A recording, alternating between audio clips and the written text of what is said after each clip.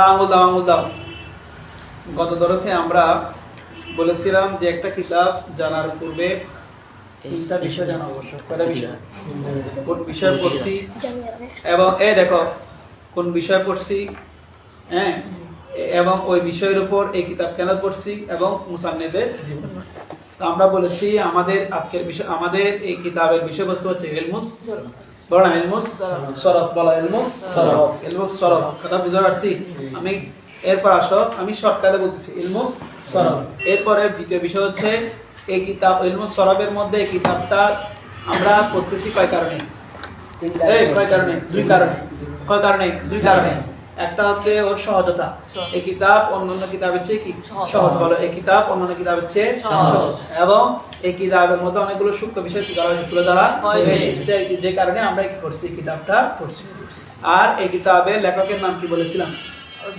আল্লামা সিরাজউদ্দিন উসমানী। অনেকে বলেছেন মোল্লা হামজা বাদায়ুনি, মোল্লা হামজা বাদায়ুনি। তবে আমরা বলবো যে আমাদের ইমামুন নাহু সুন্নিদের মধ্যে ওনার নাম গোলাম দিরানি মিরাটি রহমতুল্লাহ আলাইহি, গোলাম দিরানি মিরাটি রহমতুল্লাহ আলাইহি তার কিতাব আল বশিরের মধ্যে বলেছেন এই মিজানের লেখকের নাম কি? আল্লামা সিরাজউদ্দিন উসমানী। এবং এটা ওয়াহাবিদের মধ্যে অনেকে এটা বলছে কি সিরাজউদ্দিন উসমানী। আচ্ছা আমরা পড়া ধরে ফেলি। বিসমিল্লাহির রহমানির রহিম। ধরো আগে এবারতগুলো খেয়াল করবা, এখানে মূল বিষয় হচ্ছে এবারত, কারণ তোমরা এই বিষয়টা উর্দুর মতো কিন্তু উর্দু না। কথা ক্লিয়ার? একটু সেজন্য ওই এবারতটা একটু মনোযোগ দিয়ে খেয়াল করবা। বিসমিল্লাহির রহমানির রহিম। আলহামদুলিল্লাহি রাব্বিল আলামিন ওয়াল আকিবাতু লিল মুত্তাকিন ওয়াস সালাতু আলা রাসূলিহি মুহাম্মাদিন ওয়া আলা আলিহি ওয়া আসহাবিহি আজমাইন। বেদা আসআলাকাল্লাহু তাআলা ফিদ দারাইন। এরপর থেকে খেয়াল করো বেদা, এটা নাম কি? বেদা। ঠিক আছে, মাঝখানে যেটা দেখছি এটার নাম বেদা। এরপর একটু ভালো করে খেয়াল করো, আমি পড়তেছি, মনোযোগ দাও। বেদা কে জুমলা আফআলে মুতাসারিফা বরসে গুনাস। জুমলা আফআলে মুতাসারিফা পাই না? দেখো জুমলা আফআলে মুতাসারিফা আমার সাথে মনে পড়বা। জুমলা আফআলে মুতাসারিফা বরসে গুনাস, বলো বরসে গুনাস। একসাথে বলবো মাজি মুস্তাকবিল ওয়াহার যা কিছু কি বললাম? জুজই সে মুতাফাররিআ চিজাস কি বললাম? চিজাস মুতাফাররিআস হাম আজ ইসে। ক্লিয়ার সে? আচ্ছা এখন দেখো আমরা শুরু করি। বিসমিল্লাহির রহমানির রহিম। আল্লাহ তাআলার নামে শুরু। বিসমিল্লাহ পয়সা উপরে একদম। বিসমিল্লাহির রহমানির রহিম।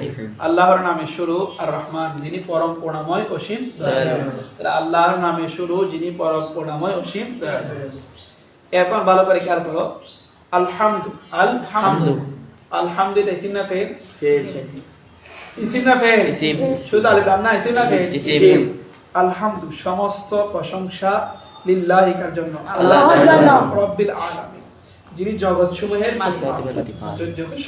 প্রতিপালক। অর্থাৎ তার মানে সমস্ত প্রশংসা আল্লাহ তাআলার জন্য যিনি জগৎসমূহের কি প্রতিপালক।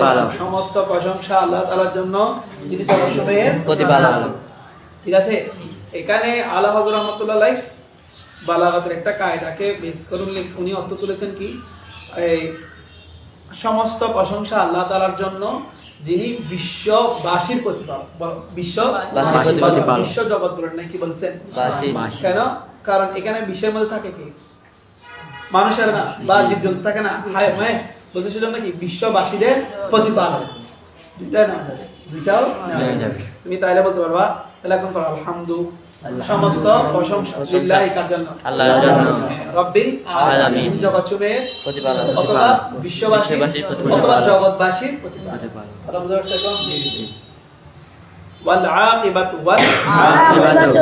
আকিবাত মানে পরিণাম। আকিবাত মানে কি? পরিণাম। এখানে একটা আমরা শব্দ হুসনুন মাহজুব মানবো। এটা ওয়াল আকিবাতু মানে সুন্দর পরিণাম। সুন্দর পরিণাম লিল মুত্তাকিন কার জন্য? কি পরিণাম? উত্তম পরিণাম। বুঝছো? ফলাফল কি খরচ আসছে এখন? এই মুত্তাকি অর্থাৎ যারা মুত্তাকি আছে, মুমিন আছে, তাদের জন্য কি শুভ সংবাদ, বা উত্তম পরিণাম। খরচ এখন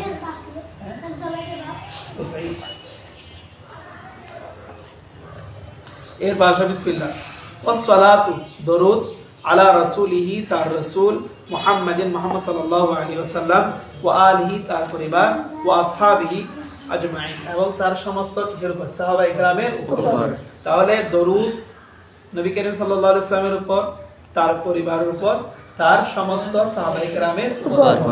ঠিক আছে? এখন তাহলে আমি একটু ভালো করে বুঝে নাও, এখানে একটা বিষয় আছে। আমরা বললাম ওয়াল আকিবাতু লিল মুত্তাকিন, ওয়াল আকিবাতু লিল মুত্তাকিন, শুভ পরিণাম, শুভ পরিণাম। ওয়াল আকিবাতু মানে পরিণাম, এই আকিবাত মানে কি রে? পরিণাম। বুঝো? পরিণাম মানে ফলাফলেরই, শুভ ফলাফল, শুভ পরিণাম কার জন্য?